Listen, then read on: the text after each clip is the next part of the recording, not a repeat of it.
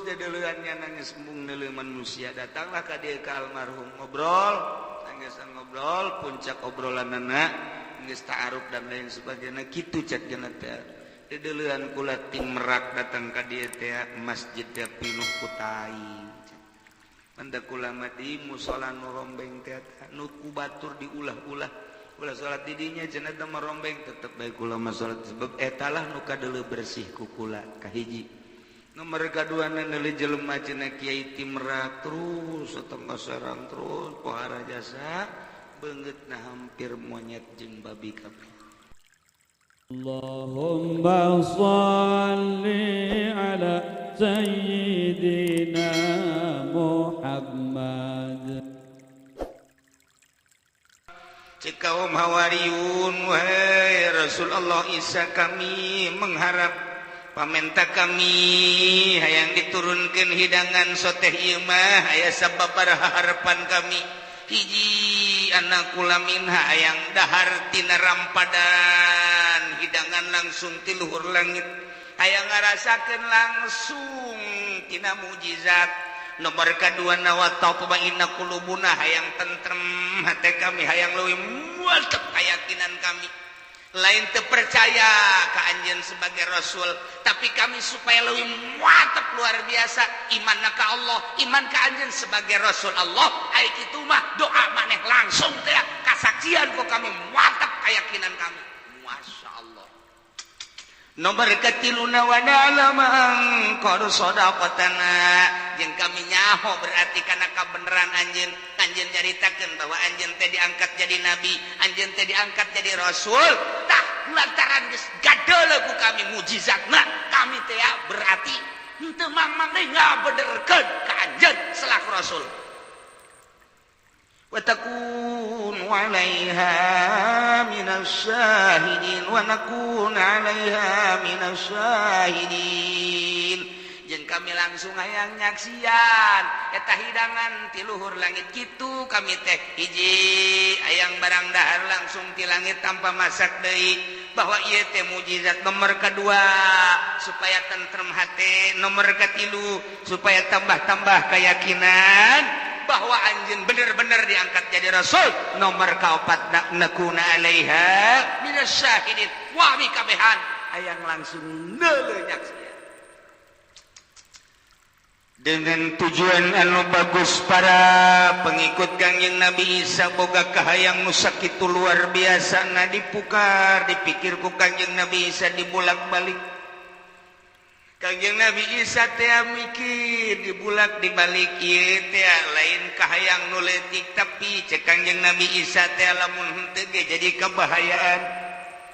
di samping eta deui motivasina tujuanna sakitu bagus hayang tambah keyakinan jeung hayang tentrem hayang mantep luar biasa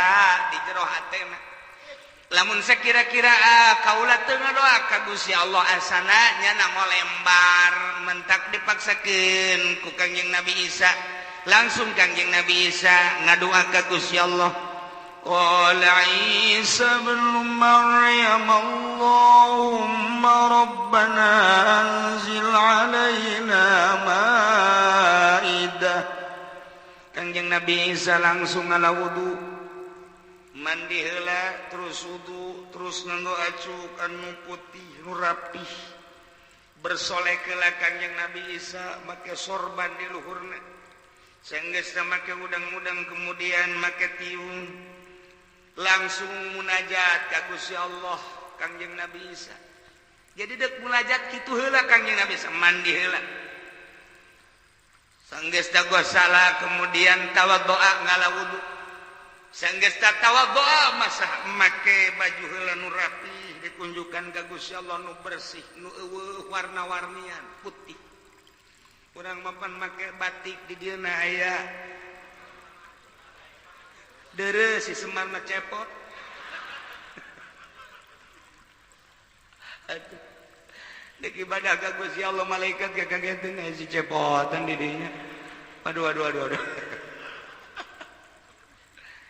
rapi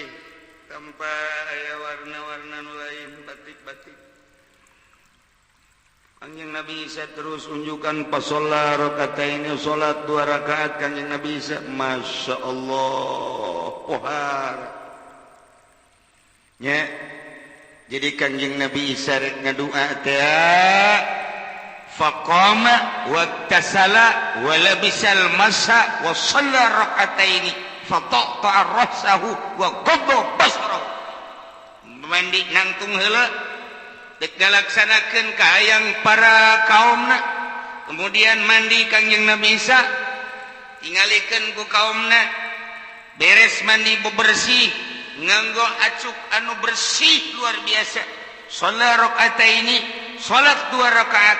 beres salat tungkul Kanjeng Nabi Isa sanggeus satungkul perem matana seakan-akan nu dideuleungan Gusti Allah unggul karak ngadua doa Kanjeng Nabi Isa ieu Allahumma ya Allah Rabbana he pangeran abdi sadaya anzil alaina Gusti muga nurunkeun ka abdi sadaya maidatan minas sama hidangan ti luhur langit takunu lana aidan li awalina wa akhirina wa ayatan minka anu hidangan tersebut teh ngajadikeun hari lebaran mu'azimuhu wa nusarrifuhu kami bakal ngagungkeun bakal ngamulyakeun kana turunna eta hidangan sebagai hari lebaran li awalina ka kaum awal kami kabehan yakni ayeuna nu kasaksian wa akhirina jeung kaum nu akhir setelah kami ge bakal nyahueun bahwa Gusti pernah nurunkeun hidangan datang kalain umat kaula terus wa akhirina di umat Kangjeng Nabi Muhammad ya supaya nyahueun Gusti wa ayatan minka jeung supaya ngajadikeun ayat ka Gusti kana kakawasaan Gusti jeung bahwa kaula teh nabi Gusti lain pangeran warzuqna jeung Gusti boga garizkian ka abdi sadaya wa anta khairur raziqin Gusti pang bagus-bagusna anu ngarizkian Masya Allah eta doa beres Kanjeng Nabi Isa ngadua dijawab ku Gusti Allah Galallahu cik Gusti Allah mustajiban lahu bari nyubadanan kana doa Kanjeng Nabi Isa inni munazziluha alaikum wahai Isa kaula nu agung bakal nurunkeun kana eta rampadan bakal nurunkeun kahidangan sakumaha kahayangna cuman kade famayakfur badu sahaja lemah nu kufur sabada diturunkeun ieu hidangan di antara umat aranjeun fa inni u'adzibuhu 'adzaban la u'adzibuhu ahadan minal alamin kaula nu agung bakal nyiksa ka eta jelema nu kufur kalawan siksa nu teu pernah kula nurunkeun siksa ka hiji jelema model kos kitu siksana poara jasa can pernah siksa diturunkeun minal alamin di alam ieu ingat Isa kaula lu agung bakal nyubadanan kana pamentanjeun bakal nurunkeun kaula kana sakumaha kahayang tapi awas ulah kufur sanggeus diturunkeun pamain yakfur sahaja lemah nu kufur ba'du sabada diturunkeun hidangan awas ancaman ti kaula bakal nyiksa ku siksa anu teu pernah diturunkeun ka saha oge udah kakak beres nyaritakeun Kanjeng Nabi Isa alaihi salam ka umatna wahai kaum Hawariyun pecinta jeung pengikut kaula parantos unjukan ka Gusti tur dijawab ku Gusti insyaallah Gusti bakal nurunkeun kana sakumaha kahayang wah jelema geus 100.000 ngayapa di Yerusalem ngayapa terus teka deletungtung rek nyaksian turun nama ida dijanjikan pada tu ieu mah langsung rep ti luhur poe cilemak ratusan ribu jutaan manusia memandang langit kamu poe reuk turun aya caang belahna kahandap di tengah ayat caang ternyata horeng rampadanana teh di tengah-tengah antara dua reuk di luhur jeung di handap, di luhur mega, di handap mega, di tengahna aya hidangan. Jadi terus turun ke handap, molongo jelema ratusan juta menyaksikan turun hidangan ti luhur langit, dibawa ku mega ti luhur jeung ti handap, tengahna caang ternyata horeng rampadang. Didinya nanampan teh dibungkus make kain beureum, make taplak anu beureum, bari cahaya anu luar biasa indahna. Kahayang-kahayang anu pamenta tadi geus cumpon teh ngarasa bunga pohara. Wah,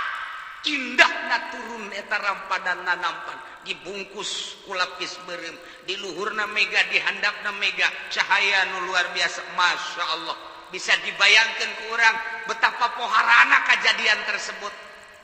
Turun ke handap panazala, maka panazalatil malaikatu biha minas sama. Eta malaikat teh nampak reuk teh dibentukeun ku Gusti Allah, mega teh padahal malaikat. Di handap malaikat, di luhur malaikat, di tengah-tengah rampadan gede, dibungkus maka kain beureum sinar anu luar biasa, dibawa ku malaikat ke handap. Datang, Masya Allah. Eta teh bunga mah ayangan sieun. Sieun. Bunga kabeh. Jelema teu meunang aya nu nangtung kabeh. Teu meunang aya nu robah, jeung eueun nu nangtung, eueun nu robah, sanajan lapar ditahan. Tetep di jero majelis bae nya.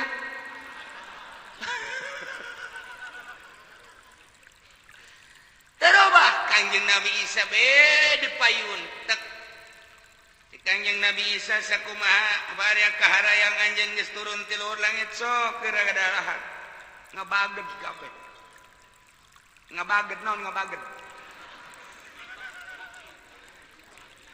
Sidakep sinuku tunggal terobah setik-etik kaca. Kaget luar biasa. Percis jasa kos jelema bobogohan bogoh jasa kuari kawin. Aduh di luhur kasur ngabaged. Geus dibukaan ngecek siga naik gerantah ngabaged baheulana. Kaget lantaran leuleuh gunung dua kaget. Ieu geus sarua kaget. Kaum Kangjeng Nabi Isa teh kaget. Ku kaget-kaget teh sehingga atuh diararantepkeun we cak Kangjeng Nabi Isa, aya geura dalahar. Ieu hidangan langsung ti Gusti Allah. Didinya di jerona dibuka ku Kangjeng Nabi sablak sanggeus tadi dibuka alaiha sab'atu argifah ayat 7 roti nu harebak warara Gusti Allah. Wa sab'atu ahwatin ayat 7 lauk cai nu beda-beda lauk caina. Ayo cak Kangjeng Nabi sapakulu geura dalahan tetep embung. Kunaon maneh pan tadi hayang cenah anak kula kok kuari embung? Sieun. Maneh heula. Kula mah pan tilok dahar teh Kangjeng Nabi Isa sahayuna bae daharna. Ieu mah geus sidangan ti Gusti Allah, aya geura dahar. Embung tetep kudu anjeun heula.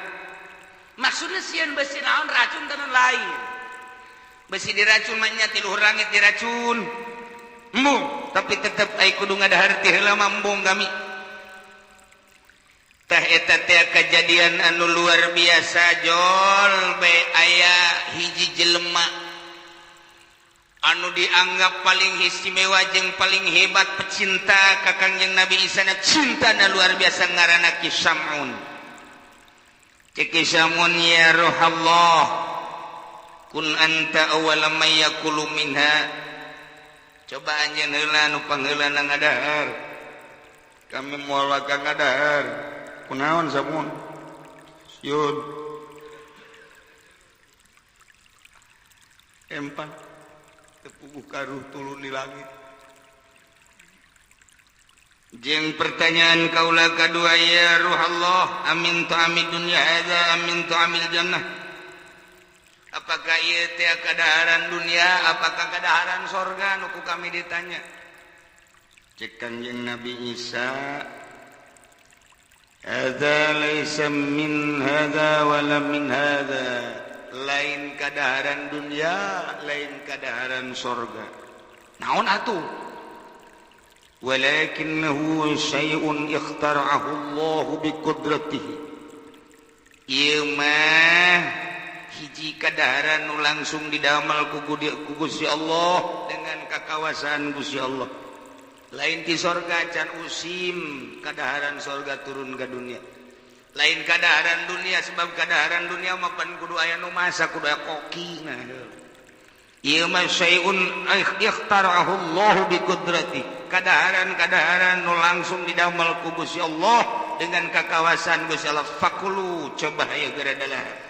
bima sa'altum sakumaha anjeun geus minta tadi ya ruh Allah tetap kun anta awala may yakul min anjeun heula nu ngadahar kami mah teu sanggup kunaon sieun tetep teu sanggup cek Kangjeng Nabi Isa ma'adallah an akula minna yakulu minha man salaha makhaufu wa yakulu minha heran cek Kangjeng Nabi Isa maknya kudu kula heula nu ngadahar padahal mapan tadi aranjeun nu menta anjeun menta kula ngadoa diturunkeun ai praktis aya kula aya khofu kunaon sarayeuh na tuh aya geura dahar tetep embung amin heula maneh sieun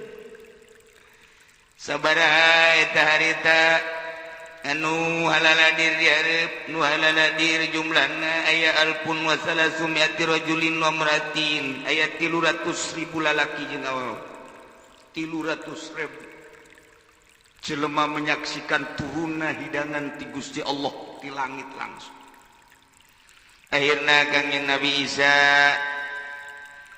siap dek ngadahar ngan cek Kangjeng Nabi Isa kadenya amanat ti Gusti Allah iji di mana urang ngadahar kudu disaepkeun ieu dahar kemenang dihianati dengan cara disimpen jang isuk ulah aya jang isuknya nomor kedua ulah aya simpenan saeutik oge nomor katiluna kudu ditambah keyakinan anjeun ka Gusti Allah tayyilah amanat ti Gusti Allah bahwa hiji ulah hianat berarti kudu tambah yakin nomor kedua wala yadakhiru ulah nyimpen ligodin jang isuk siap mangga buka ku Kangjeng Nabi Isa langsung dibagi tek tek tek dahar ku Kangjeng Nabi Isa kadaharan nu luar biasa ngeunah kabeh kaum teh ngarasa istimewa pisan ngan eta kunaon di jero hatena aya pikiran lah moal disaepkeun kabeh jang isu hook asupkeun kunyana ka dieu ka kantong percis kos ustaz aing ngariung bae kitu merekat berarti tiba heula eta berkat teh aya eta teh berkat teh ngaranna Kanjeng Nabi Isa mangese indi cik sakaol mah pan eta teh turunna teh 40 poe 40 poe teh terus-terusan berturut-turut salila Kanjeng Nabi Isa can ngadoa deui mah ka Gusti Allah geus can ngomong geus turun deui isuk turun deui di dahar isuk turun deui di dahar isuk turun deui di dahar bahkan aya instruksi cek Kanjeng Nabi Isa wahai nu sarugih mah geus ulah ngadahar ieu mah jang fakir miskin bae fakir miskin datang deui tetep nu sugih mah hayang bae belum tah nu sugih emang kitu nu sugih mah hayang tambah sugih cek Kanjeng Nabi Isa ieu kadaharan teh jang fakir miskin instruksi ti Gusti Allah nu sugih mah teu meunang lamun nu sugih ngadahar adab bakal datang tetep bae nya nanitah nu susah aing teu meunang lantaran aing mah kaasup ku sugih geus jadi bere duit bawa ke ka aing nya geus atuh jadi berarti nu susah teh ya eta teh jadi comblang nu sugih jadi diperintah bawa perintah dibawa atuh datang ka kuari ge jak kitu bae tuh bener sakitu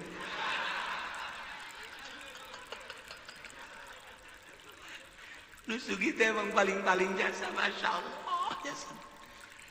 nu sugih teh geus badu susah kahesean nu sugih ge kos kitu bae masyaallah tah ieu kumaha kajadianana lantaran titah ulah diisukeun ku kaumna diisukeun aya instruksi selanjutna nu sugih mah teu meunang endahan nu sugih terus bae sanggeusna kanyahoan ku Kangjeng Nabi Isa tetep bae nu susah diperintah masyaallah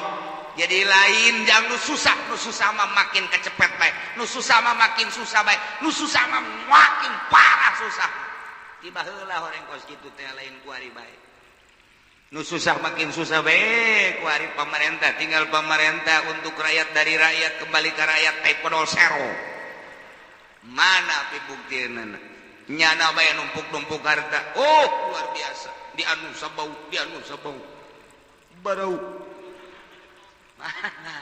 lambaian tangan dari pemerintah lambaian tangan dari orang kaya untuk orang miskin mana geus digawe ge bingung dasa Isa ira lain mikiran gaji mikiran ira aing di PHK asana moal kubang deui ese hayang jadi pegawai tetep teh geus moal aya bae ku ari makin susah nek dagang ge hararese we nek dagang teh diusir tetep bae nu boga duit bae nu dagang istimewa nu susah makin susah bae nah ieu ge kos kitu kajadian di zaman Kangjeng Nabi Isa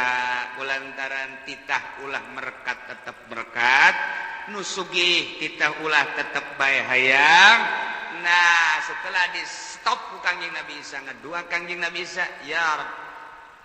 cukup Gusti dugi ka dieu bae cukup 40 poe cukup kumaha eta kaum ditanya ku Kangjeng Nabi Isa kumaha ye tambah keyakinan apa henteu ieu mah sihir Isa nu datang teh kami nyaksikeun wah tambah kajen ku kumaha ge ilmu sihir anjeun bae Isa babalik wae babalik nu tadina geus iman ka Allah iman ka Kangjeng Nabi Isa bawa Kangjeng Nabi Isa teh eta rasul sebagian umat teh balik wari balah kafir ka Kangjeng Nabi Isa kufur teu percaya